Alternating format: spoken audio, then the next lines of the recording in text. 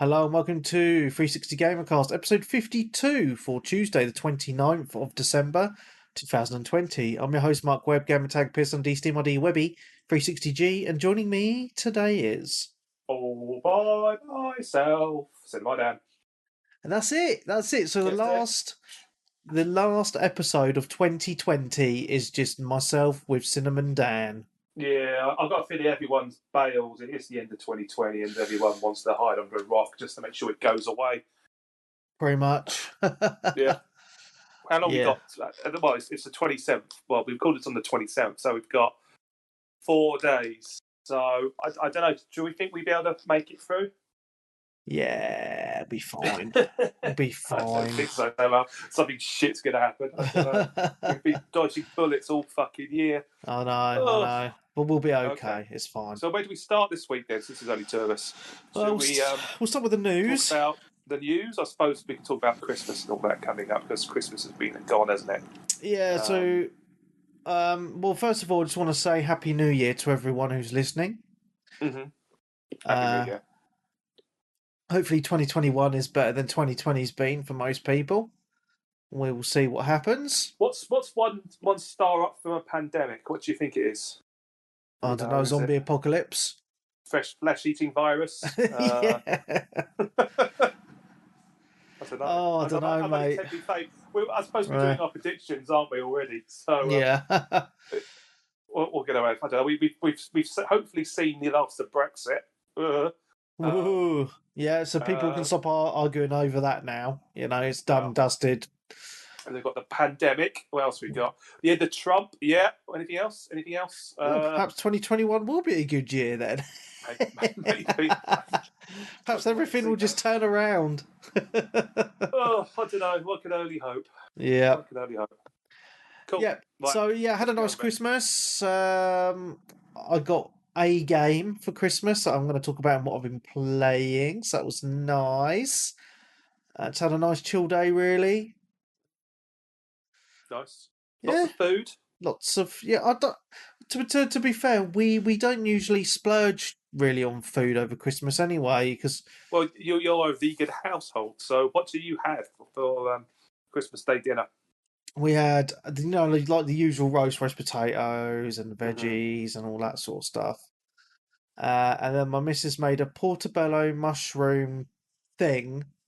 It was really nice, nice. Yeah, okay. Lovely, beautiful. Is that sort of like just spraying it with a bit of olive oil and roasting it? Like a big... What's it called, Leon? A Wellington, a portobello mushroom Wellington. Okay. Oh, you coat it in pastry, yeah? Yeah. Okay. I'm about to say, I would have been a bit disappointed if someone served just a single mushroom up on a plate. It's really tasty. Yeah, I love it when she makes that. It's beautiful. So good. Yeah, it's lovely. And snacks wise, don't really do just sausage rolls and maybe some Pringles or something. We had my favourite crisp at the moment is something called Muchos, which is like a double layered tortilla from Muchos.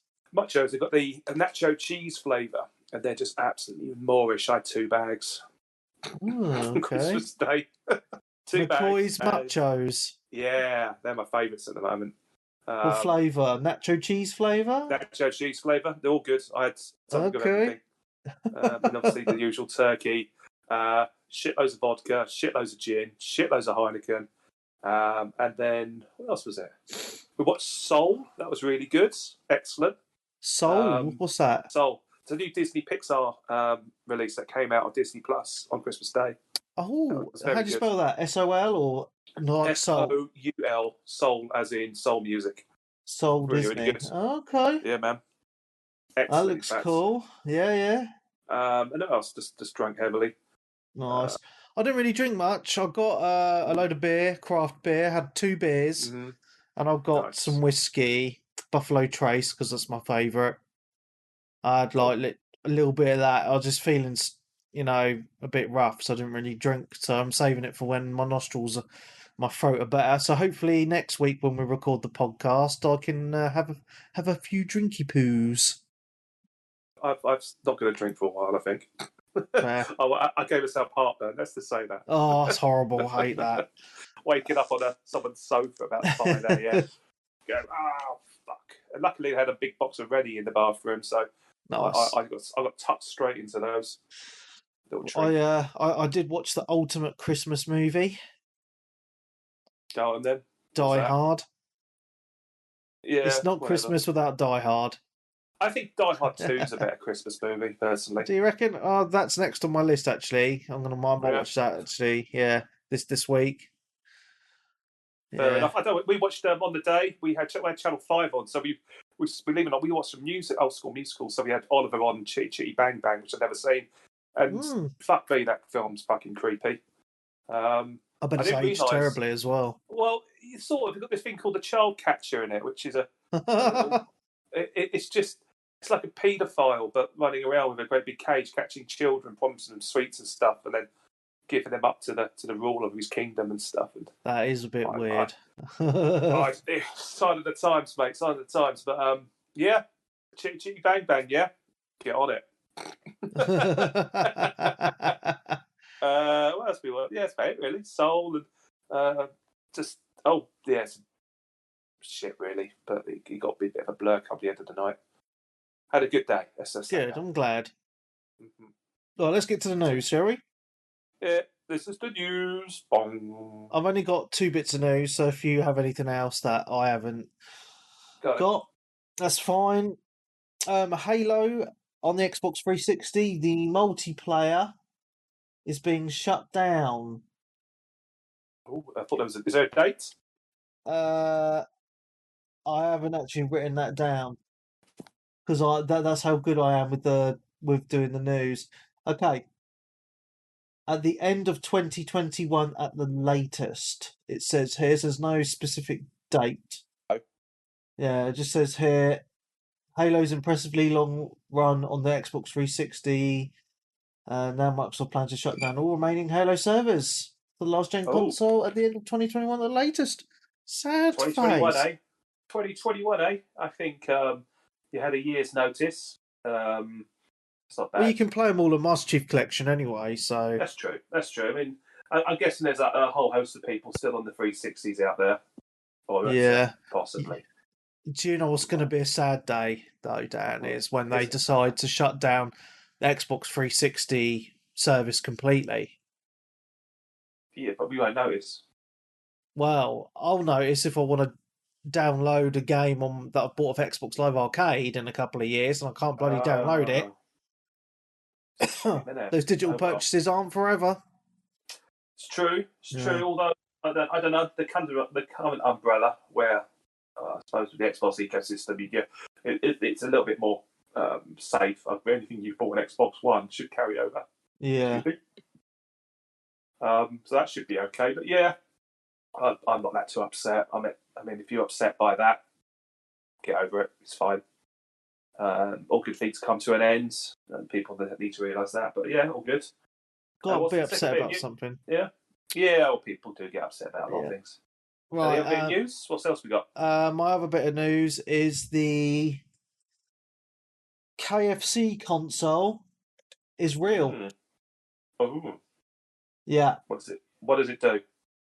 It is a console made by KFC, and it has a little section in it where you can keep your chicken warm. And everyone thought it was a joke, but it's actually all over the news sites. It's been made. It is out there. I don't know if it's. How many is there? Yeah, I don't think there's going to be coming out for Sat. No, it's basically a high-end PC. So it's got a i9 processor in it and an RTX 3080 in it. And a little section to keep your chicken warm. Yeah, so that KFC console is just, it's just really funny that... Would you actually put your chicken in there, though? No, because the thing is, right, this is what I don't understand, right, is when you buy a KFC... Yeah. And you buy a Mighty Bucket or whatever, and bearing in mind I haven't done this for a long time, when I used to, like the chicken is decimated within like 10 minutes within that bucket when I used to buy them. So, well, you used to eat them all in one bucket, eat it all. Yeah, so like if you're getting a mega bucket or whatever, it's normally for a few of you. But if I go on my own, I get like the mighty bucket for one. Yeah, And you just destroy it. Yeah, true. See, look, if you're watching the video now, it's got the chicken chamber. So I chop and change a little bit when I go to KFC. I either get the mighty bucket for one, large, or the bonus banquet. Yeah, I'm feeling a bit adventurous. Although I've kind of hacked the Deliveroo service or the Uber Eats service of KFC where I live, because if you get the mighty bucket, it's a bit overpriced, and you end up, instead of getting like a post mix drink, you end up getting a can. Yeah. So I order a mega box, which is a piece of chicken, a one of those fillets, a couple of hot wings, and large fries, and I get a snack box with a fillet in there as well. So for the same price as a mighty bucket, I think I get more chips, a lot more chips, no Coke because I don't want that, or Pepsi, I don't want one of those, and I get an extra. Is it a wing or fillet? I don't know, but it works out better. So top hack. Okay. That's what you do if you want a bit of chicken on Uber Eats or whatever. Do it that way. Awesome. Good man. Yeah, so I just thought that was quite interesting. So it's basically they say it's a console, but it is basically just a PC in a custom case with a chicken warmer section. Weird. And you make sure your gaming smell of chicken. Yeah. So I was reading the way the warmer works. Basically, all the heat that the console generates gets pushed into that section and then goes out of the case that way. Okay, yeah. So basically, that makes sense. So yeah. Basically, how hot does it get in there? Did it say? I don't know. I mean, if it's anything like my PC, it heats my room. It's like, I'm about to say, as I said, it's like keeping it's like putting your chicken in a car glove box on a hot July afternoon. Is it like that? No, I mean, PC. I mean, if you filter all your heat out of one area, they can generate quite a lot of heat when you're gaming. So okay, yeah, I can. Well, yeah. I wonder how many of these they'll make. Probably about 10, maybe. 10. I don't know. Yeah, they'll give one away on social media, and I bet all the top executives have got one. Yeah. Brilliant. So that's all my news. Yeah, I don't have any news. It's been a little bit quiet, I suppose. I mean, there's probably been stuff that might spring to mind, so we'll comment on it a bit later as we go along. Yeah. But yeah, all good, man. So, cool. What's the next bit we do then? Sorry. Games you've played, obviously. Oh, yeah, that's correct, yeah. What should we talk about then? Well, what do you want to go through? Should we talk about GTA 5 a little bit? Yeah, because I think we've all been playing. This is weird. It's weird. Like, I mentioned it. I mentioned it because I finished Cyberpunk, which I'll talk about in a minute. But obviously I finished Cyberpunk, and I was in that kind of mode where I just fancied more open worldness. It's really weird. Like, I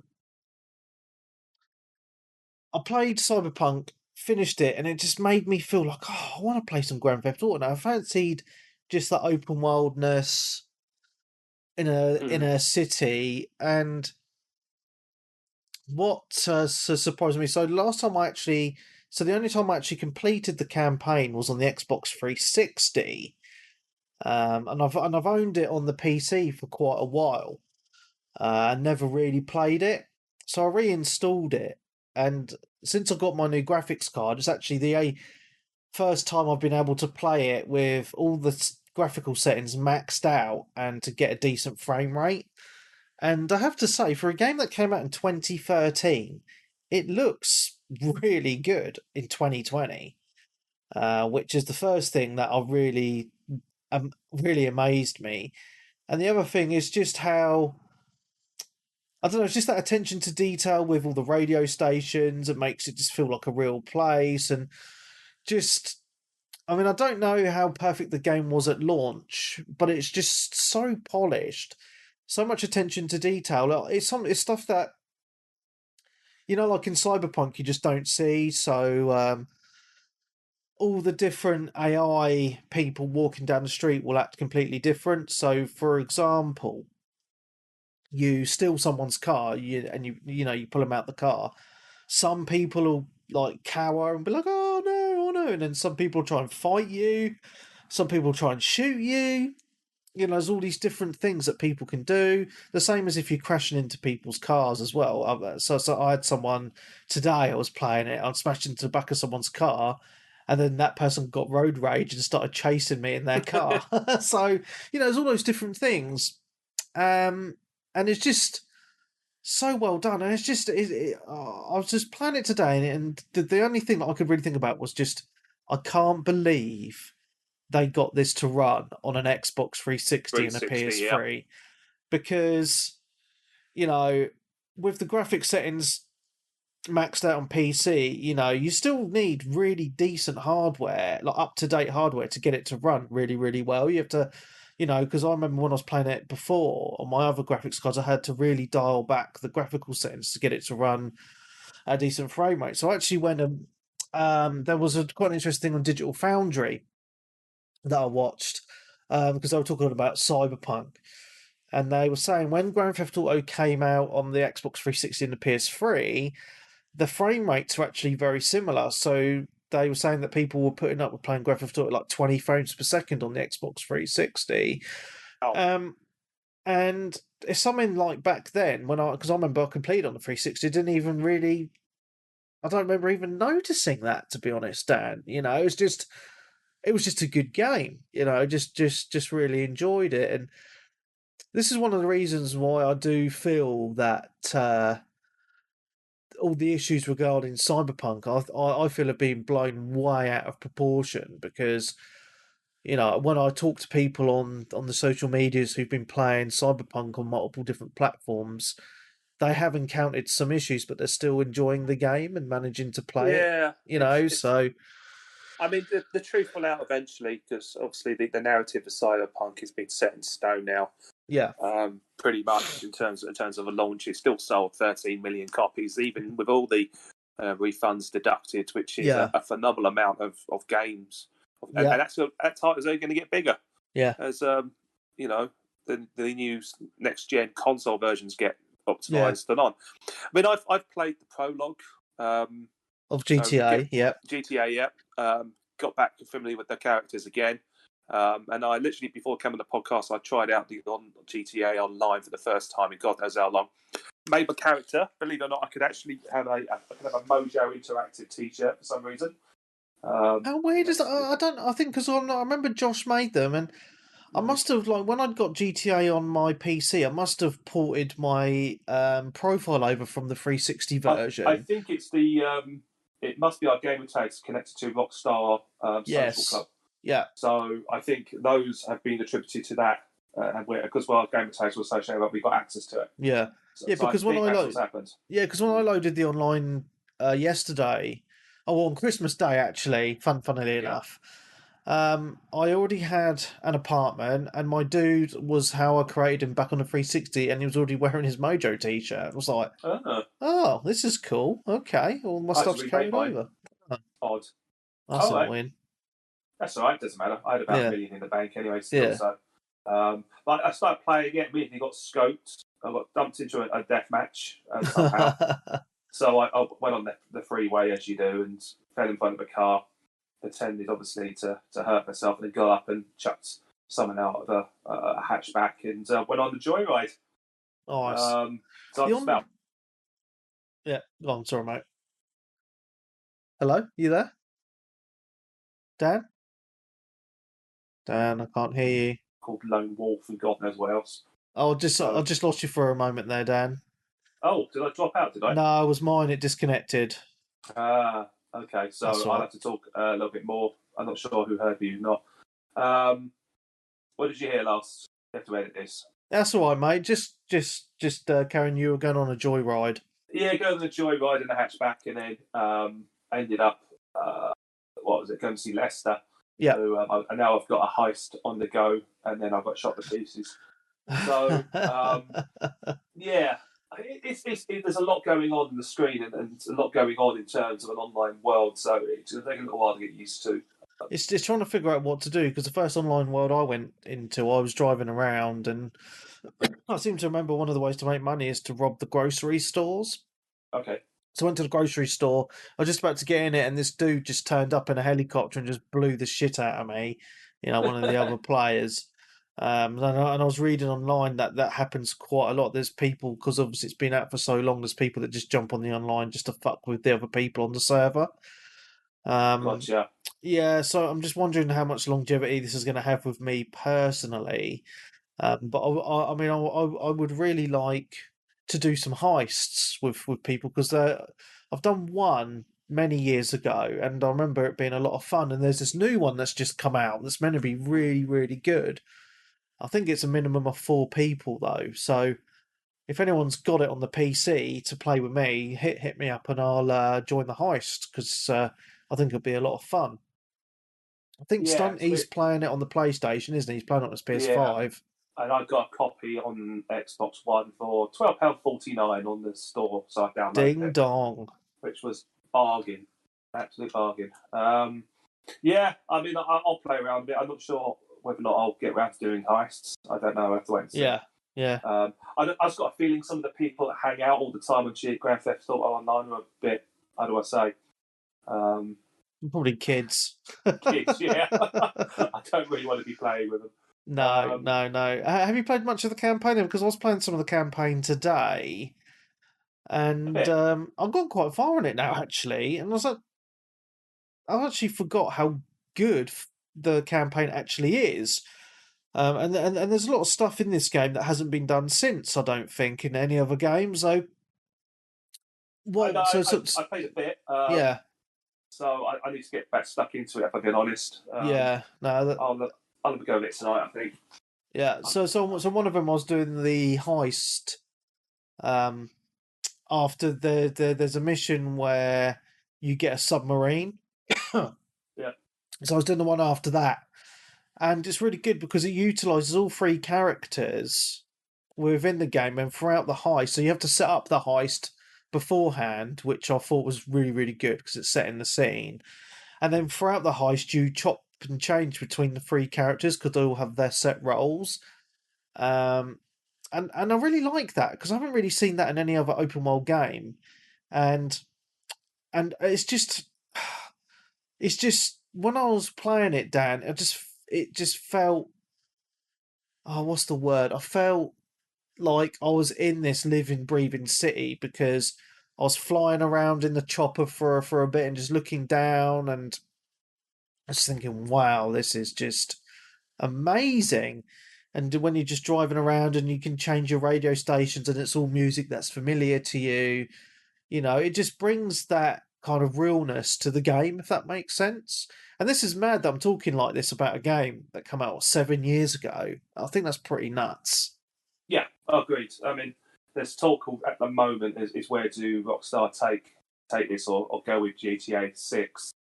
And I think that the story I think the speculation is that they are currently developing Grand Theft Auto 6 to run concurrently, I guess, with Grand Theft Auto 5 and Grand Theft Auto 5 Online. Yeah. So you'll have the ability, because the next gen versions, I guess, will. This is only speculation. This is what I would do personally if you've got a $1 billion cash cow. Yeah. Would be to release your Grand Theft Auto 6 concurrently with what you've got already, so you can expand the world and take the player base with you. So, and then they can migrate and go between the two. Yeah. So that's, I think, what we're probably get an announcement in the next year or two, I guess. Yeah. I mean, I know Rockstar probably aren't in any rush because, GTA Online, as you say, Dan, it makes them a lot of money every single year. It's guaranteed money because people are buying the in-game shark cards to buy the stuff in the game, and that makes them millions and millions of pounds. It really does. Kind of gives me a little bit apprehensive about playing online, if I'm being honest with you, because it sounds very much like play to win or pay to win in my eyes. Yeah. You know what it is. It's like little kid, spent his last $5 on a fast car or whatever. So I'll play a bit more and see what I think. Yeah. Yeah, I'm enjoying it as it is at the moment. I mean, I'm just enjoying playing the campaign again. To be honest, I've spent more time playing the campaign the last few days than I have on the online. I mean, I've dabbled in the online because I want to do some heists, but I don't really want to do heists with randoms. You know, I want to do them with people I actually know, and I know there's plenty of people in the community that have Grand Theft Auto 5. I mean, who doesn't own the game, right? Um, so I just need to try and organise it if I can, and it's setting aside the time to do the heist because I think they take quite a long time. At least, I think some of them take a good couple of hours to do. So, for me, it's setting that time aside when the kids are asleep or whatever. So, good luck with that. yeah. So, I really want to do it. But yeah, it's actually really nice to go back to it. I'm really enjoying it, and I look forward to playing more. It's just that, as I say, it looks great still. The attention to detail on everything, the water, just the characters, the cars, the music, everything. It's just nuts. It really is. It's just an open world playground. So much fun. What else have we been playing? Pick up the list. Let's have a look. I've been playing the game I've been playing the most, if I'm being honest, is Gears 5. I know I talk about it a lot at the moment, or recently but this past week has been times 4 XP, so I have been absolutely caning that. It's been good. I've been boosting all week, all Christmas, and the plan now is to try and complete the operation or the campaign, or whatever it's called, the season. As it's called traditionally. I'm about half the way there in terms of getting stars. But the good news is that the booster weekend is helping boost the stars as well. So I am literally jumping a whole rank or level once a day or so. So I should be there in about a week or two, I reckon. Cool. So all good. Yeah, been playing that a lot. What else is there? It's bits and bobs. It's been, as I said last time I was on, got very drunk. Haven't done much since then. A bit more Hyrule Warriors, Age of Calamity, really enjoying it still. Yeah. A little bit more Cyberpunk, but not too much. And then I did purchase a new game for £12 or so on the Switch, and it's forgive me if I butchered the name of this, but it's Taika no Takisan, Drum and Fun. Did I get that right? Is it Taki no Taki-san, Drum and Fun? It's a beat drum game, very big in Japan, where you get a load of J-pop. But basically, it's like it comes with a peripheral if you buy the full price version of a little drum set, and the idea is that you have to hit the sticks in order to match the beat and make all the color or the characters go funny and crazy, and you go into this LSD trip and all kinds of crazy shit happens. It's not really westernized at all, apart from the language. But the idea really on this is it's J-pop. It's fun. It's bright. It's gas. It's glary. It's a lot of fun. About £12 I paid for it, downloaded, and I've been paying it a combination of handheld, and I've been using the Joy-Cons earlier as well. Okay. So the Joy-Cons are interesting. I was making a lot of fuck-ups. But I'm looking at the way the guy's doing it on there in terms of the drum, and that's nothing like how I've been playing it. In fact, I've been bored by Apple Watch, and it's been thinking that I've actually been doing exercise. So it's good fun. If you want to try it out as a demo. My stepson actually owns this with the drums, so have you played it? When he got it, I had a go on it. It's fun. It's actually at the arcade club as well. Okay. So it's okay, but the music is not my cup of tea at all. And it's not my cup of tea, but and the drum is and the drum is very loud as well. I bet. But so fuck it. Do it. The drum's expensive, about £100, I think. Fuck me, that's insane. I'll have a look in a minute. Not that I would buy it. It's just it's a bit odd using the Joy-Cons because you have to use it a certain way. You've got to kind of use it as if you're not actually hitting a drum, because you can use it with one Joy-Con because it's like a sideward slash for the blue motion, and then there's a But the red motion is a solid straight down. Although I've been using 2 Joy-Cons and doing the movements with both hands, okay. so it looks a bit odd. It sounds a bit odd. I look a bit strange, but I'm fine with that. Okay. No one else is watching me, but it's fun. It's really good. Yeah. And then other than that, I think that's about it, really. A bit more Animal Crossing. It was Toy Day on the 24th of December, so I've milked that, and then that's about it. I haven't really been playing too much of that. Okay. But as I said, I did about 2-3 days without gaming since I last spoke, so they're all good, man. Cool. Done. So that's it. Is that it? That's it. Me done. This is going to be a short one, isn't it? Well, I've played quite a lot of games, so it's fine. Oh, for God's sake, just let me put something on here. Okay, so I completed Cyberpunk 2077. Oh. Yeah. Absolutely loved it, mate. Absolutely loved it. Obviously, I'm not going to do any spoilers, mate, of course. Mm-hmm. But I have to say, there's actually multiple endings to the game. Ooh. Yes, there is multiple endings. So I got the choice of 3 endings, but apparently, well, I looked online, there's 5 endings. 5, okay. And I feel like I chose the best ending. So I'm guessing that all this is also tied to your decision at the start of the game of which kind of path you take. It's tied to apparently. Well, I was reading online on how to get these endings, and a lot of them are the certain side quests you do. So if you don't do, so say if you get to the end of the game and you don't finish off some of the side quest lines, then you don't get the options to do some stuff to get those endings. And then there's some other endings that depend on some of your choices with people. That's all I'm going to say. Okay. But I got I think I got the best ending I could, to be honest, and I actually really enjoyed it. And I actually watched. So after I completed, I watched all the other endings because I was just had that curiosity, and I feel like the ending I chose was the better one. And it was very emotional, I have to say. It was very emotional. So one thing I do want to say about Cyberpunk, and I know obviously people have been moaning about the graphics and the glitches and stuff, and yeah, they're there somewhat, but it didn't stop me enjoying the game. This game is probably one of the best games I've played in regards to character creation, that dimension within the characters you interact with in the game.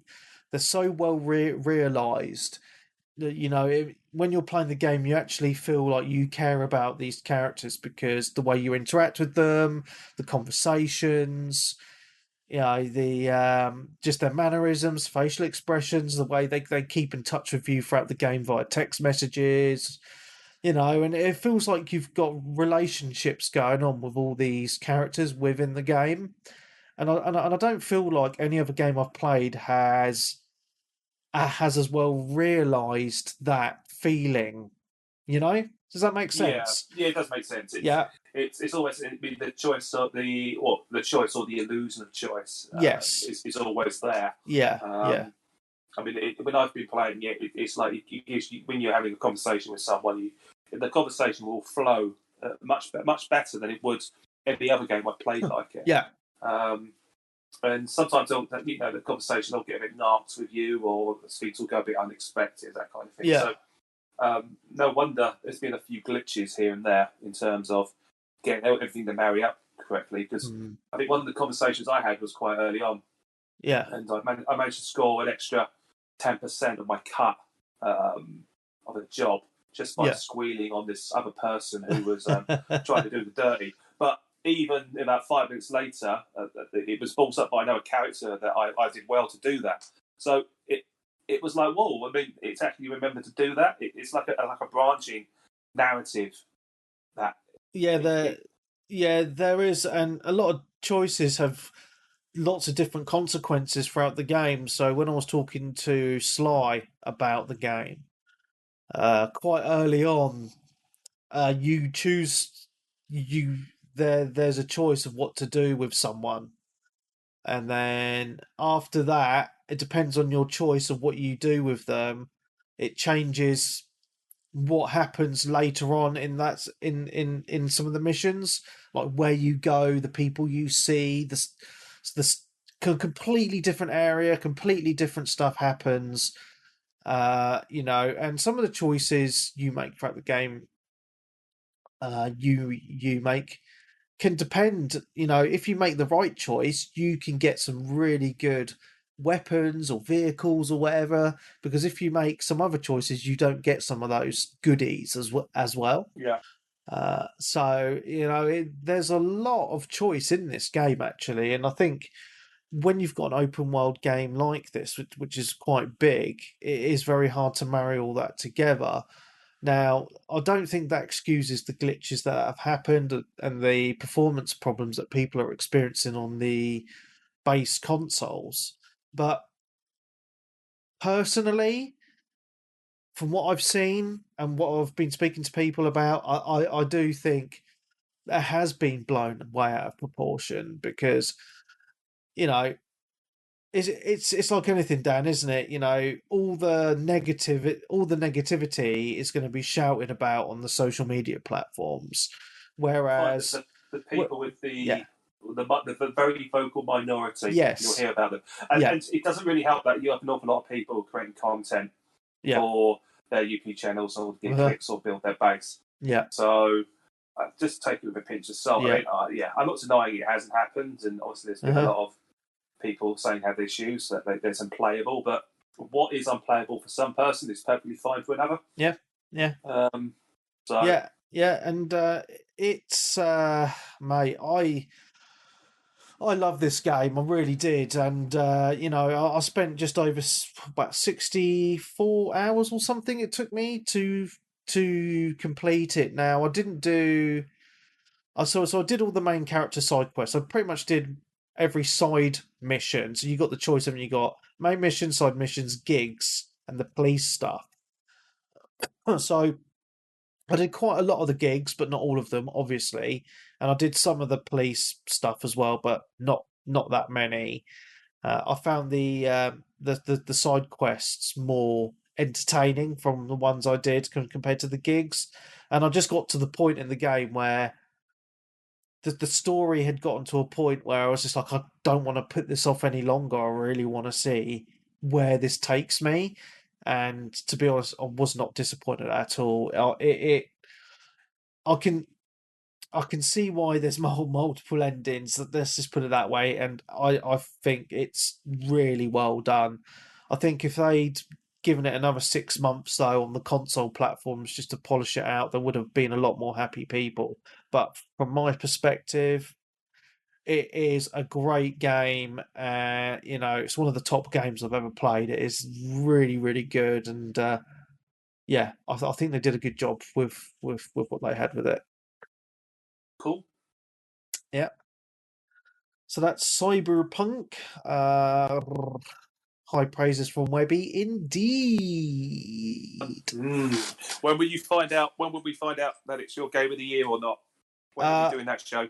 Oh, did I mention it or not? No, I didn't. So obviously this week was meant to be the Game of the Year show, but we pushed it back because we wanted some more time to catch up on the 2020 games that we haven't played. Yeah, and it's pretty obvious by the show out this week that no one was going to make it anyway. So yeah, so the Game of the Year show is now going to be on the 10th of January. For those of you that are interested, it's going to be a top 5. And I don't know who's going to be on. I think Dan's going to be on, Stunty, and whoever else can be asked to turn up. Cool. Yeah.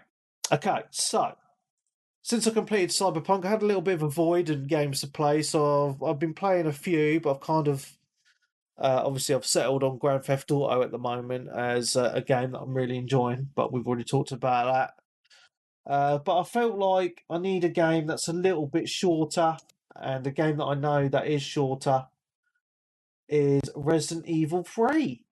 Ooh. Yes. So apparently this is quite a short game. About 6 hours or so. Someone was saying to Okay, me. I think so. That's the perfect length. So I've been playing that's some what she Resident said. Evil. Whoop whoop. So I've been playing some Resident Evil 3. I've only put about 2 or 3 hours into it so far this week. But what I've played so far, I'm really impressed with it. And I don't, because I remember when it came out, it got a lot of flack. It really did. And I think the main complaint was just that it was too short and no one was mentioning, how good the gameplay was or how good the graphics are or anything. Right. So I've got fond memories of this from the PlayStation 1. I loved it on the PS1. I thought it was absolutely fantastic. I really was a big Resident Evil fan back in that time period. So I really enjoyed playing for Resident Evil 2, the remake, and obviously now we've got Resident Evil 3 remake. And what's quite interesting, because I think it was in a party chat with you, Dan, I got to a point in Resident Evil 3 remake where you go back into the police station from Resident Evil 2, and I've You do, completely yeah. forgot that you go back there. It was an interesting party chat because I think we had Colin and his crew doing Warzone, and there was you squealing Yes. at Resident Evil, shitting yourself. Yeah, I So was. that was enjoyable listening to that one. Standard. Yeah, Yeah. so what's really good? I mean, the thing that I'm really liking about it is, it's like Resident Evil 2. They've completely redone the game, and what makes it freaky, very much like Resident Evil 2, is because the graphics are so much more realistic. Those scares with the nemesis that's coming after you and the zombies and the other monsters, etc. It's just more scary because they look real. They're super realistic. And one of the things that really stood out to me straight away, it was well is how good the graphics are in this game and how lifelike the What are characters you playing it are. on? PC, how realistic everything looks, and it doesn't have any ray tracing, Dan. So I'm not going to go on to a hard on about I ray didn't say anything. tracing. That's I stuff know, you can I mark know ray it's on your tracing on your mind. bingo card, people. But one thing that uh, does really stand out, and I think it must stand out on the consoles as well, is the lighting. Because what I like about it's set at night time, and it's all the street sign, like the signs on the shops are all kind of that neon lighting, and you see all the reflections in the puddles as you're walking around. It just looks gorgeous. It really does, and it just makes that world just feel much more alive. But anyway, I've been banging about the graphics too much. What about the gameplay? It's a classic Resident Evil, right? Obviously, it's not that tank controls, but it's you're funneled down. Obviously, it's in a city, but you're funneled down where to go, if that makes sense. And then you have small areas which are semi-open. You go into some doors, and it's like secret areas with more loot. And then you're like, oh yeah, there's a ribbon place to save and your storage and all that. But I'm loving it because the story so far is it's just really really good. You're trying to escape the city, and you come across a band of mercenaries, and there's the underground tube train, and you want to escape on that, but stuff happens, and it's just the cast of characters you meet along the way as you're trying to escape Raccoon City. And one of the things that really I thought was quite cool was because obviously very recently I played Resident Evil 2, the remake. When you go back to the police station in Resident Evil 3, it's like they've taken the police station from Resident Evil 2 and just plonked it in this game. And it's quite funny because you go into a certain room and it has the same signs up, for Leon's first day. And then Yeah, and then man. your character makes a comment saying, "Well, this guy had a shitty first day." It just made me Well, laugh. this game, if I remember correctly from the PS2, PS1 game days, Yeah. is actually set over the same time period. Well, it's actually a prequel and a sequel. It sits over the whole because there's a moment in there. I think it leads up. Jill Valentine passes out for a moment, and then Resident Evil 2 takes place, and then when she wakes up, the rest of Resident Evil 3 takes place. So So what's quite interesting, Dan, is there's a character in the police station, the black guy, yeah, who's quite a prominent character. who you talk to in Resident Evil 2 in the police station, he makes an appearance in Resident Evil Nemesis, and you see him get bitten by. So there you go. So yeah, because in Resident Evil 2, if I remember right, he's been bitten. Yeah, that's correct. And he's like, look, I'm going to turn soon or whatever, and he kills himself. Spoilers. But in this one, you see him get bitten outside the police station, and then he goes in. So yeah, I can. So the time periods do jump around, but it's really well done, and it's dirt cheap. Picked up for less than a tenner. Well worth the money, in my opinion. And yeah, I think it came out this year as well, so it could even be in my top 5. Who knows? Yeah, was it last year? It was this year. I can't remember. Was it? It came out this year, yeah. Bloody hell, man. Where did that go? It feels like it's been that longer. Yeah. It probably came out in January, didn't it? That was it. Yeah. And then the pandemic happened, and everyone aged mentally by about 10 years. Yeah, that's it. Gotcha. Yeah, it came out in April, the 3rd of April. Oh, that was right, because, because people are struggling to get hold of it because of the pandemic. Yeah. Good God. Why does that? I mean, it feels like it's been that longer. I see, I've got Resident Evil 2 sitting around here on the Xbox, and I played it for a bit, and then haven't gone back to it. Maybe I need to pick it up again. Yeah, it's good, man. It is good. Cool. Okay. So there's that. Obviously, I've been dabbling on a little bit of Game Pass on the Xbox of all places instead of my PC. I know what's happened to me. And while I was looking through Game Pass, it just made me think of a game that I'd actually purchased because this isn't on Game Pass. Cuphead on the Xbox. Dude, this game is so good. I forgot how good it was. I did like it. I love the art style. It's very bloody hard though. But it's one of those games you can just pick up and play it for like 20 minutes, half hour, then get pissed off and put it down again, you know? Yeah, I mean, when I played it, I think it was just a lot of it. Didn't feel responsive enough. There was like a disconnect with the controls. It was just it didn't feel right, if you know what I mean. And yeah, I know that's quite important. That's quite important when you play a platformer. Well, I don't have any. I mean, I've not felt any problems with it personally.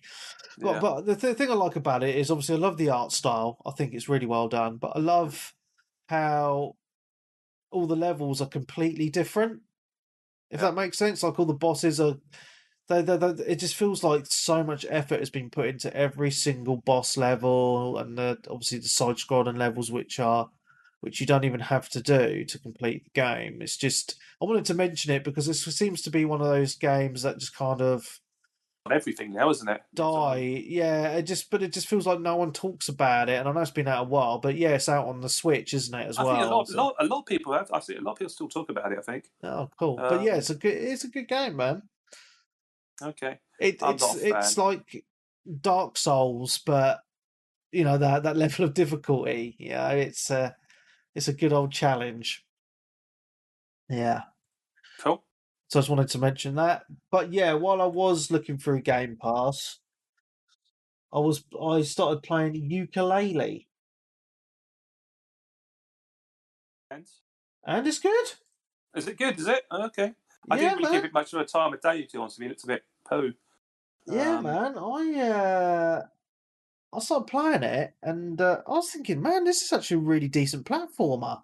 I really liked it. I mean, I played it for about an hour, and it was really cool because my little boy was watching me play, and he was like, "Oh, Daddy, this looks really good," you know, and he was getting excited. And while I was playing, because it has that kind of that cartoony art style, right?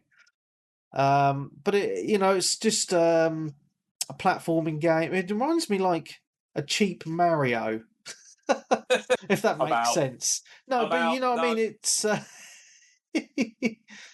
yeah, because you can jump on the enemies' heads, but you can do like rolls and stuff as well. So it's not just jumping, but it's it's a decent platformer. That's all I'm going to say. Yeah, it's a good little platformer. It's on Game Pass. If you're bored, give it a go. If you're bored. Well, if you've got nothing else to play, you fancy some platforming, you know what I mean? It's What are Chivos like? Any good? I've got a Chivo. A Chivo. Okay, that's Peeves out then. Yeah. Well, I didn't play it for long. Did I? Well, So yeah, I suppose, yeah. Unless he needs to top up his bin points, as he calls them. yeah. I believe last week I mentioned that I was gonna, or a couple of weeks ago I mentioned I was gonna check out this alpha for a game called Scavengers on the PC. So I was lucky. I started playing it the day that the alpha was ending. So I thought, oh, I better give this a go, so I can talk about it. I don't even know if I'm allowed to, but fuck it, I'm going to anyway. Do it, mate. What are you going to do? Ban you from it? Well, there's gameplay all over bloody YouTube anyway, so yeah. So basically, it's another one of these battle royale games. I know we've been inundated with these the last few years, or whatever, but it has a little bit of a twist. So it's set in a snowy location.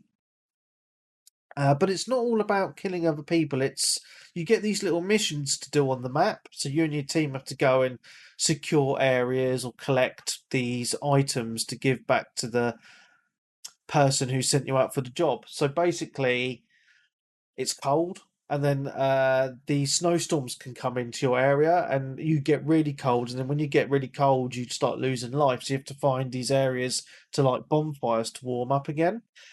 And then towards the end of the match time, you need to get off the area, if that makes sense, on like a helicopter or something. I didn't get that far because my team got wiped out quite early on. But what I played, it was pretty okay, to be honest. It's going to be free to play. It's not a game I would pay for. So it makes me wonder what PC only. It's on PC only at the moment. I don't know if there's any plans for it to come to any other platforms, but I do feel like it's going to be another one of those. Blinking you miss it games. It's going to be another one of those games. I think that's just going to die a death because I think the battle royale genre is just oversaturated now, and people have their games. So it's going to take something quite special to get into that market. Oh yeah, for sure. I don't know. It seems like I don't know what's the next big thing going to be. That's the problem, isn't it? Yeah, everyone that's wants it. a piece of the pie, but people like Fortnite are playing the big bucks for all the licensing right now. Yeah. So it's what you do. How do you get a piece of that pie? I don't think you can. No, and I think in the PC space they are trying to do different things with different types of games. Because I was talking about a little while ago a game I was playing called Phasmophobia. I don't know if you remember me talking about it. So basically, it's you and a crew, and you're going in. There's loads of different maps, but it's basically a haunted. It's all different haunted houses or haunted schools or haunted areas. And you're investigating, and you have to try and figure out what type of ghost is haunting the area. And it's really well done, actually. That's a very different type of game that's never come out before, and it's actually quite popular. So in the PC space in particular, they are trying to do a lot of different things. That's just one example that I thought of. So I just don't know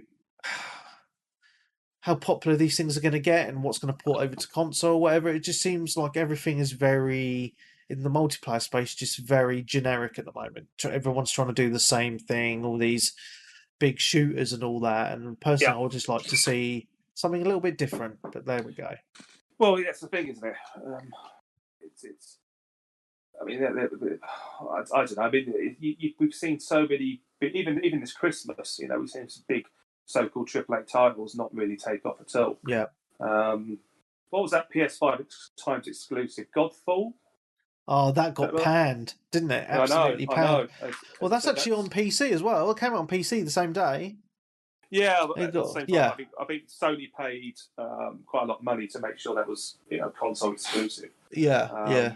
And that's got online components or games with a service attached to it. Then you've got stuff like the Avengers, which has been belly up.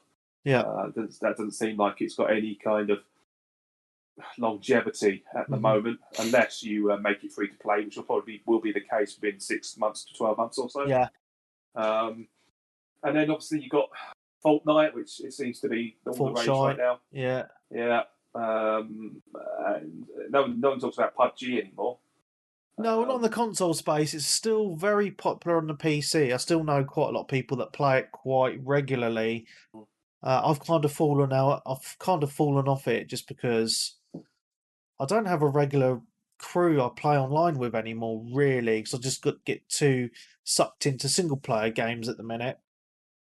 And I think that's that's just my thing. I'm just really wanting to play some single player games. So yeah, but PUBG, as I say, is still very popular on PC. Extremely popular, in fact. They keep on releasing new maps all the bloody time. So bloody hell, still making money, mate. Still making money. I think you got your well, I suppose you got stuff like Fall Guys as well. Oh, so good. Love Fall Guys. Brilliant game. I've added much more to it. Loads of new maps. They're adding maps on that all the time. All the bloody time, mate. Yeah. Yeah, so they're really looking after that. Yeah, because they make money off the microtransactions, people buying outfits and stuff. So very true. Very true. Yeah. Okay. Cool. All right, I'm going to move on to my last few games. Okay, last few games. Yeah, so I've been playing quite a bit of. So over Christmas, because I had my stepson and his wife over, we were playing quite a bit of Smash Bros. Cool. And he's purchased Sephiroth as well. Okay. So you're having a Sephiroth battle off, yeah? Well, what's really cool about the new DLC, it's not just the character, it's the stage that comes with the Sephiroth character as well. So if you're into Final Fantasy VII, you'll know that the end of the game is set in the crater, right? And it's done. It's the attention to detail I'm absolutely stunned by, because it's you're in the crater and it looks exactly like the actual game, in Final Fantasy VII. And also it has all the music, and it even has the high wind, which is the ship that flies. It flies around the stage as well, which is really, really cool. I think that is just so well done. So for mega Final Fantasy fans like me, that attention to detail is pretty astounding, to be honest, mate. It looks really good, because like it starts off, you're outside the crater, and then you're going in the crater and you're battling, and then you have all the music, and it's just, mate, it's so cool, so well done. Did you win? I won probably about one game. I think I just won like one. I'm crap at Smash Bros, mate. I really am. So yeah, fair enough. I'm not that great either, but yeah, I need to get back into it. It's a lot of fun. Use the Pro Controller rather than the actual handheld mode. I don't know. Yeah. Just need to get used to it again. But it's not like any other beat 'em up, because you are kind of relying on a lot of it on the blocking, and obviously when you fall off platforms, getting back up again. Yeah. So I'm not quite good at that yet, but we'll see. No, I'm not either. Yeah, so I had a lot of fun with that, mate. It was good fun. Briefly going to say I've been playing a lot of Microsoft Flight Simulator. So since I finished Cyberpunk as well, I've been neglecting Flight Sim, and I got out my flight stick, and I've been flying around the world. My 747, mate. It's been I've been having a lot of fun on that. Yeah, it's really good. Yeah, okay. Yeah, and also what I've been doing, mate, is putting it onto autopilot and just leaving it running overnight for my long haul flights. I know it's sad, but there's an achievement for doing 50 hours of daytime flying and 50 hours of nighttime flying. I got the Chivo for the daytime, but I've got I think I've got like another 18 hours of night flying to do for that Chivo. So I'm trying to get some night flights in at the moment. Yeah, I know it's sad, but there we go. Well, I've heard news that that's coming to Series X next year. Yes, it is coming to Series X, mate. Yeah, and I think people are going to be impressed with it, to be honest, on the Series X. I mean, I'm not sure how great it's going to look or whatever, but I think just being able to play a flight sim on your console, I think that is just astounding, because, these sim games, especially, never come to console. So the fact that console gamers get to experience it, I think, is really, really good. I'm not sure how it's going to play on a controller, because do a barrel roll. Yeah, but because I use a flight stick, but I have but you have to use my keyboard for a lot of the commands as well. So it'd be quite interesting. But it's Microsoft. They've obviously already done it because it's coming out on console, and I hear that you can use a flight stick on the Xbox with the game as well, which is really, really cool. So yeah, it's a great. It's just the thing that amazes me is just the technical marvel that you can just fly anywhere in the freaking world. It just every time I play it, it just astounds me. It really does. So it's a masterpiece in that regard. I believe you, mate. All right. Yeah. It's always as good as a Euro Trucker, whatever you call it. Euro Trucker 2000, or whatever you call it. Oh, Euro Truck Simulator. That's I'll tell you what was quite interesting. There we go. I bet it wasn't. No, it won't be for you. But I subscribed to this app where I can get every single, well, most magazines on this app because I like to read my gaming mags and it saves me a lot of money. And is this on the? Is this Apple? No. It's an app called on the Apple. It's an app called Readly. Okay. Yeah, so it has like pretty much every gaming mag you can think of and all the other crappy mags. Like Bella. Like Playboy and stuff. Yeah. Men's Health. Yeah, like Men's Health and Women's Health and Vegan Monthly and all that bollocks for the missus. But so I was reading that and they've got the PC Gamer. Obviously, I read the PC Game ones and they do the annual every year. So they do the top 100 games. It's not the top 100 games of that year, just in general. Do you know where? I think, just on top of my head, Euro Truck Simulator 2 was in, I think it was in like the top 30 games to play. So it's highly regarded, mate. So stop taking the piss. It's great. I don't know what to say, really. I don't have to keep justifying how good it is. It says it all. No, it's good. Anyway, let's talk about the last game. Okay. I got a new game for Christmas. Oh yes. Oh, I think I know what this is. Yakuza Like a Dragon. Oh. It's yeah. So I got this on Christmas Day. What's it like? The 27th now. So couple of days ago. Oh, you finished it? No, I've played 6 hours. That's not bad. Yeah, 6 hours of it. Peebs, this is my last game. That's it. So it is. It's really good because if you you don't have to have played the other games in the Yakuza franchise to play this game because it's a whole new story, new characters. There is some. So if you haven't played the other games, some stuff will go over your head, like the Yakuza clans, which you are part of in the previous games and know of, and etc. Are mentioned in this game quite heavily, but you don't. It's not necessary. You need to know, but some of the that Yakuza stuff, for the fattest, it's fan service, etc. So the game, excuse me, I'm losing my voice now, so I'm going to have to be quick. The game itself is set in a whole new area than the other games, but the beginning of the game, like the first hour or so, is set in the old area, which is a whole city, which is pretty awesome. And then later on in the game, you go to a new area. Now, what I'm really liking about it is the fighting style has completely changed from the other Yakuza games. So it was very arcadey, like punch kick and all that sort of stuff. Yeah. Whereas this turn-based combat. Turn-based combat. Yes, this is why I'm loving it, because I'm a little bit of I'm a big nerd. There's a lot of references to the Dragon Quest series in this. Okay.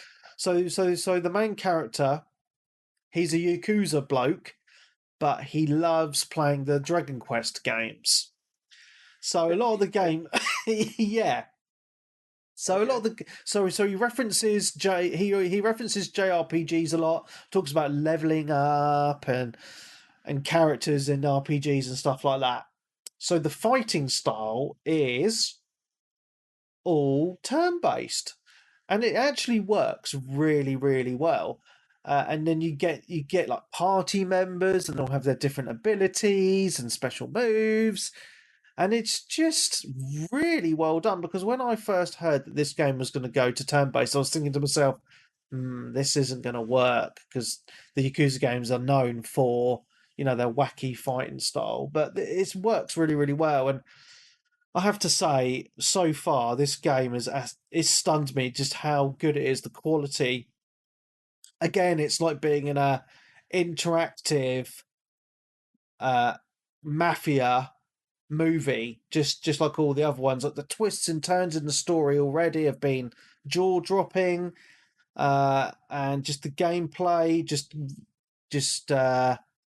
going around the locations and just seeing everything has just been really, really cool. It has those wacky mini games like in the old game. So one of the wacky mini games that you can do is you can drive around the city on this freewheel bike and pick up cans to give them to this dude who recycles them. So you get eco points, which is quite funny. Not really a mafioso, is he? Let's be honest. It's not really. Remember, Yakuza. He's just misunderstood. Yeah, so it's. I mean, the Yakuza games are known for their wacky side stuff that you can do, and that's obviously in here as well. But this is the first Yakuza game, Dan, that has English voice acting. Oh, yes. So I can't tell you. I can't tell you what it's like because I chose the Japanese voice acting. Because it would just feel very jarring for me to go from playing 7 Yakuza games in Japanese to playing one in English. It would just be odd.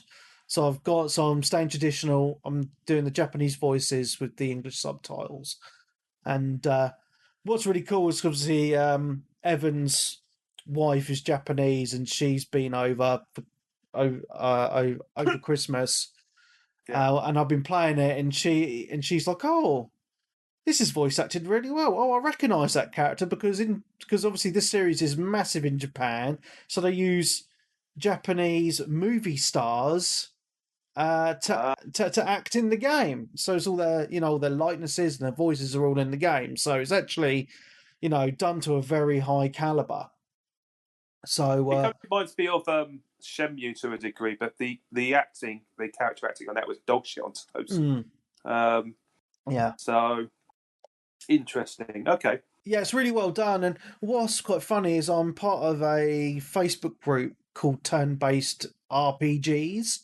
So obviously we're just a bunch of RPG nerds, and a lot of people are recommending this game and talking about it like as just a really good turn-based RPG. Never played a Yakuza game before, but they're all raving about this. So it just goes to show the high caliber that this game is, because that turn-based combat is so well done. But when you're playing this game, don't expect it to be all serious, blah blah blah, because some of the stuff that happens, even in the fighting, is just so fucking funny. So I've got one guy on my team at the moment. He's a bum, and he throws seeds out to attract pigeons, and pigeons attack the enemy who you throw the seeds at. Just silly things like that. And I've seen trailers of characters calling in a giant crab to fight for them, like as a summon. So it's like really silly stuff. So, yeah, sounds right up my street. Actually, mate, I'm loving it. And I got it for Christmas. I'm playing it on the Xbox. It is available on all platforms: PC, PlayStation, Xbox, and I'm really impressed with. It looks good. It runs nice. I think I've seen it for like 35 quid on Amazon, so it's actually not a bad price. So wait for a bit longer then.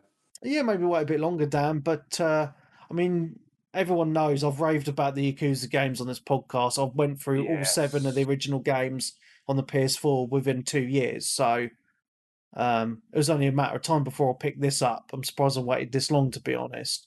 But yeah, it's a great game, and I'm so glad I'm waiting for the Game of the Year show now, because this is probably going to be in there. Cool. Yeah. That's all I've played, mate. That's all I've played. That's all you played? Well, yeah. We're done. We're done. Apart from questions. Oh, we have questions, don't we? Yeah. So Still Pal says, what did Santa bring you for Christmas this year? I didn't get that much, actually. That's what happens when you get older. I mean, It you're is. happy with Well, just some socks, aren't you? well, sort of, yeah. I mean, I got, so what did I get? I did actually write this down. I got an Aphex Twin Peel Sessions EP on vinyl. Nice. That's a bit of banging experimental techno. Mm-hmm. I got a Mark Bolan T-Rex compilation vinyl with loads of covers on it. I haven't listened to that yet. It's supposed to be quite good. And I got a mug of The Shining. Oh, nice. So that is my Christmas. Although I did treat myself. I bought the Fortet, another techno producer, released 2 LPs on Bandcamp on Christmas Day. So I bought those for myself. Nice. The best of the John Spencer Blues Explosion. Bought myself that. And I got myself a copy of BC Camplight's latest album. Peep says that's who he's named after. Mark Bolan. Mark Bolan, that's what I said. Yeah, that's who he's named after, apparently. Here we go. Playboy Peeps. That's why his name is spelt wrong. Oh, I see. Well, maybe we got a new game tag for you there, mate. We have to. Yeah. The Bolanator. The Bolanator. Yeah. Cool. Yeah, that's so that was it really. Okay. I mean, I've got a little bit of it. I'll treat myself in the next couple of weeks or so, but say Christmas isn't really my thing. What did you get then, apart from the video game? So I got Yakuza. That was from the kids. Me and the missus said, look, we're not going to do presents for each other. Just do stuff. So the kids got shitloads of presents, obviously not just from us, but from family. Marcus was a bit overwhelmed, to be honest. He just had his birthday a couple of weeks ago as well. So it's just been presents non-stop.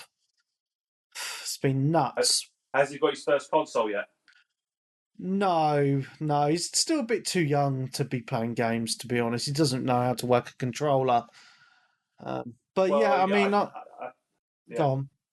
No, so you were getting a little bit frustrated with him when we were playing Mario Kart the other week. Yeah, so when we were playing Mario Kart, it was quite funny. I had to turn all the assists on, because it just drives itself, doesn't it? So, yeah. But, I just got Yakuza and a crate of Flavorly beer. So, yeah, good times. I'm happy with that. Man. I don't need stuff at Christmas. Like, if I said to Mrs., if I want something, I'll just buy it within reason. So, I've had a pretty good year this year. I've got my graphics card and I've got a new monitor. So, that's more than what most husbands are allowed to get. So I feel quite lucky in that aspect. Allowed to get? You just get them outright? He said, "Screw this, I'm having that." Yeah, and then I tell her after work, like when it turns up, and then I get told off. Yeah, so it wasn't any kind of like a joint decision, was there? No, okay, I believe you, mate. Not really, but there we go. Okay, next question. Steve again says, best and worst present you receive. I can't really answer that because can I really? I don't really get anything that's super shit. And I only got 3 gifts. Yeah. So. And anything I always appreciate. So there you go. Yeah. It's the thought that counts. Indeed. Unless it's a bag of poo, then obviously. Bag of poo, yeah. Well, someone actually did think about doing that for you. So. Last question from Ronnie McCatty. This is on Facebook. I don't know if I've got anything on Twitter or Discord. I'll double check in a second, but I don't think we do. He says, did the way you gamed in 2020 change from previous years due to COVID or perhaps buying a game in a new genre you wouldn't normally play, Game Pass, etc.? So, I mean, it did for everyone. It got to a point where I suppose at one point, I started playing stuff like Diablo 3, which I've never played before, and I put a lot of time into that. Yeah. What else did I play? I started playing a JRPG, which I haven't played in years. Ooh. Yeah. You never finished it though, did you? No, of course I never finished. I never finished it. I only finished Spider-Man Miles Morales, and everyone's finished that in the first sitting. I didn't get on to finishing that. I really have to. That's. But I've actually got quite good at Gears 5. I was smashing MVP earlier this evening, which I was surprising myself. Found me groove on that to a degree. So nice. You kind of your skills just. But to me, I'm good at multiplayer. If I play it a lot, I've always been good at Mario Kart, for example. But after a little bit, after a bit of warm up, I'm really good at Mario Kart. So I guess there's more opportunity to game in the next 2 to 3 months or so. Yeah. There doesn't seem to be any immediate light of that. But there just seems to be a light at the end of the tunnel. Obviously, with the vaccinations coming. Yeah. Hopefully, things opening up more come end of February, March time. But between now and then, we've just gone to tier 4, and everyone's even the streets around here, everyone doesn't know what the fuck to do at the moment. It's odd. I mean, we had the storm last night, and then as soon as it got kind of bright down here quite quickly, so everyone just left the house. Yeah. And the town just go for a walk. But there's no shops open. There's no pubs. There's lots of people just wandering around, wondering what the fuck to do. So it's going to be going on like that for some time now, and there's snow on the way. From the sound of it, there's going to be snow next couple of days in certain parts of the country. So, stick the heating on. Make sure you've got enough coins in your electricity meter and play some video games. Yeah, I mean, my gaming hasn't really changed too much, to be honest, because I get quite a lot of gaming time. I would say the fact I've been able to work from home for almost a year has allowed me to game probably more. But I always try and fit gaming in as much as I can anyway. So I've not played anything different because I'm always been one of those people that will pretty much try any genre of game apart from soccer games. Yeah, so I've just enjoyed gaming as always, like every year. But also the podcast has changed a bit. I mean, originally we were planning to go once every 2 weeks, and then it became once every week, and now it is what it is right now. So yeah, I'm quite liking it right now. I'm quite liking it. Well, yeah, as I said, it's a nice little lifeline for me, especially because I live on my own, and it's quite easy for me to sit around and not see anyone, especially at the moment. But I'm going to try and get out and about. Yeah. But within the restrictions, there's no shops open. I'll be going. Let's get this away. I'll be going for lots of walks. Let's just say that. Yeah. Fantastic. Fan-dabby dozy. I'll have to start playing some more walking simulators. Get some practice in. Yeah, what you should do is get a treadmill, and then walk on the treadmill as you're gaming. Not enough room, dude. Not enough room. No, okay, not like one of those exercise bikes. No. Not enough room, man. A bit smaller, no. Okay. Not enough room. Not enough room in my flat. Said it's compact and cozy. Let's just say that. Yeah, that's fair enough. Cool. That's all the questions, man. Nice short show this week. Well, it's a weird period between Christmas and New Year, isn't it? Yeah. But obviously, it's the last show of 2020, so I hope everyone has a happy New Year. Hope things pick up. Happier 2021 because this year was fucking shit. Yeah. Yeah. Yeah, my car has hardly moved. You might want to check that. Yeah, well. Yeah, I think I might have a little leak in it because the windows are now fogging up. I don't know what the fuck one of the seals has gone or what, I don't know. But probably just because I've not been using it. I think I've filled it up with petrol probably once or twice all year. So it's hardly been used. That's good news, sort of. Well, I've saved a fuckload of money on fuel this year, which has really helped with my missus being on maternity leave, I tell you. So let's just hope I have a job still next year with everything that's happening. Yeah. And there we go. Indeedly do. Yeah. Fuck this year. Yeah. Fuck it. Anyway, we'll end on that happy note. So everyone who's listening, have a happy new year. And the Patreon show will be out on the 4th of December.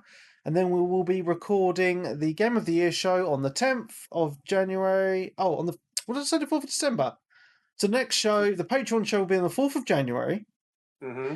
And then, well, the 5th of January it'll be out. And then the Game of the Year show will be recorded on the 10th of January, but then won't be out until the 12th of January.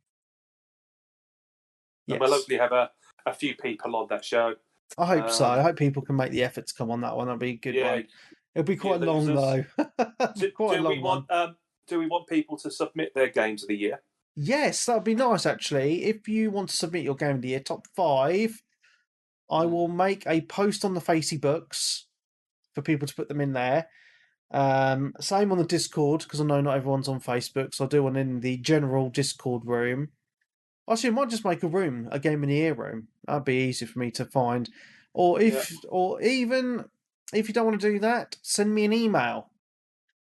And that email address is 360gamercast@gmail.com.